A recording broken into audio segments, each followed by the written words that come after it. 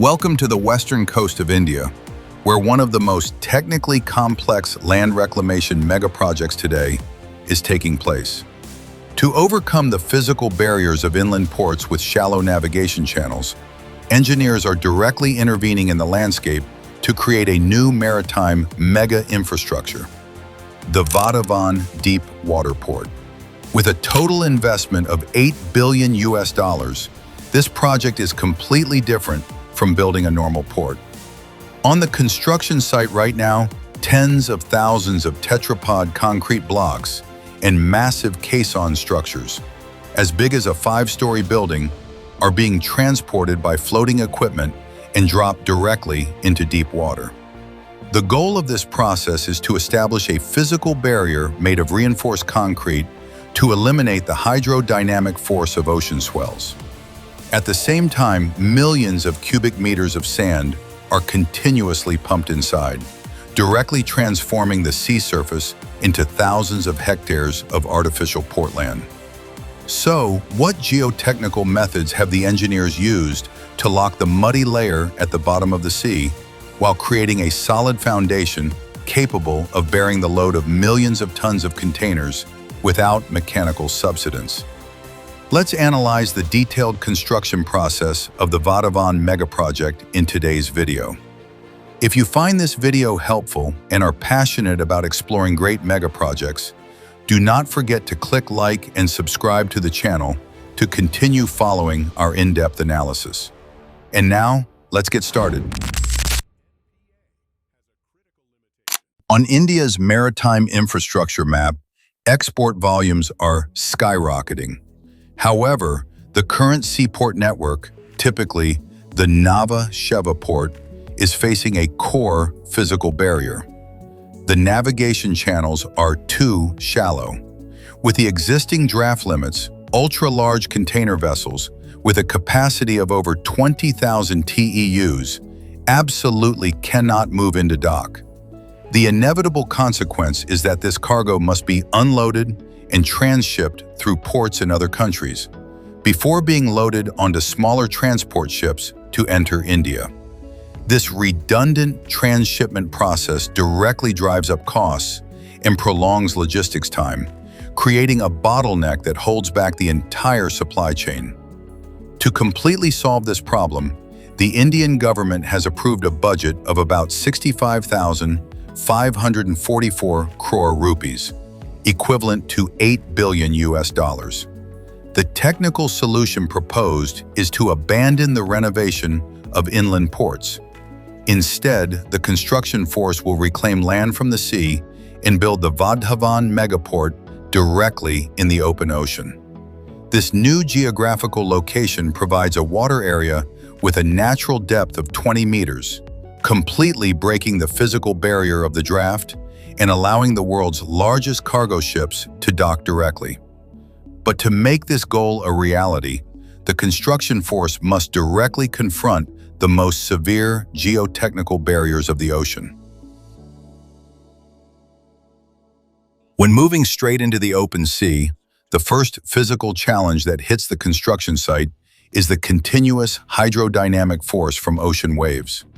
Without a protective barrier, the entire port infrastructure would be torn apart immediately. To solve this problem, an artificial breakwater over 10 kilometers long is established around the project area. The mechanical process begins with barge systems dumping millions of tons of core rock onto the seabed to shape the foundation.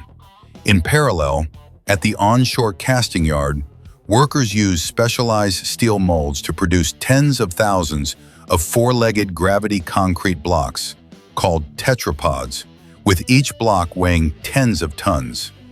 Floating crane systems at sea are mobilized to pick up and stack these tetrapod blocks on top of each other at an exact angle calculated by simulation software.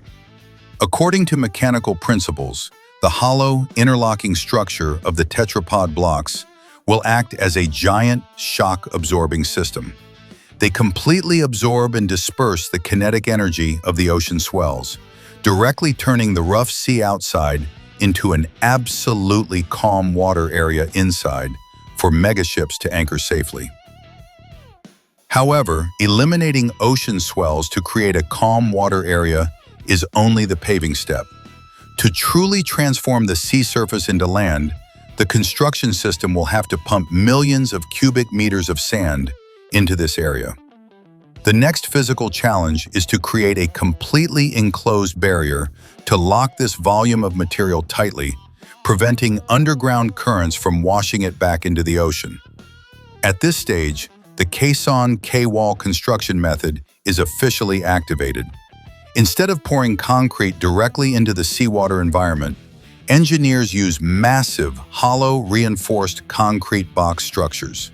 They are precast at onshore dry docks with dimensions equivalent to a 5-story building. High-power tugboat systems will tow these caisson blocks to the edge of the port at predetermined coordinates. At the exact reference point, hydraulic valves on the caisson are opened to pump seawater and sand to fill the empty compartments inside. The sudden increase in static weight creates a massive mechanical pressing force, sinking and anchoring the concrete block tightly to the bedrock at the bottom of the sea. When a series of these caisson blocks are sunk and connected together, they form a solid wall, completely enclosing and isolating the reclaimed area, ready for the land-filling phase. As soon as the caisson wall encloses the project area, the mega construction site immediately moves to the land-filling phase. Engineers mobilize dredging ship systems with enormous capacity. First, the mechanical cutting system at the bottom of the ship will break the sand and sediment layer on the seabed. Then, high-capacity pumps will directly suck up this mixture of sand and seawater, pump it through steel pipes, and discharge it straight into the enclosed port area. Here, according to the basic principle of gravity, the heavier sand will sink and accumulate at the bottom, while the excess water will automatically overflow outside. This continuous pumping process of millions of cubic meters of sand will completely fill the 20-meter deep water area, directly turning a large area of the sea into artificial land. Although the artificial land has been formed, this mud and sand still hold a huge amount of water, making the ground extremely loose. If super heavy cranes are brought in for installation or goods are stacked on top, the entire ground will immediately subside.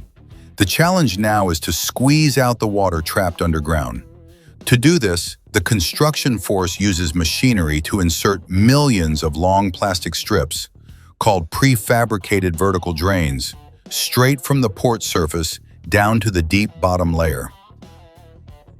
Right after that, they continue to pour thousands of tons of soil and rocks on top of the surface.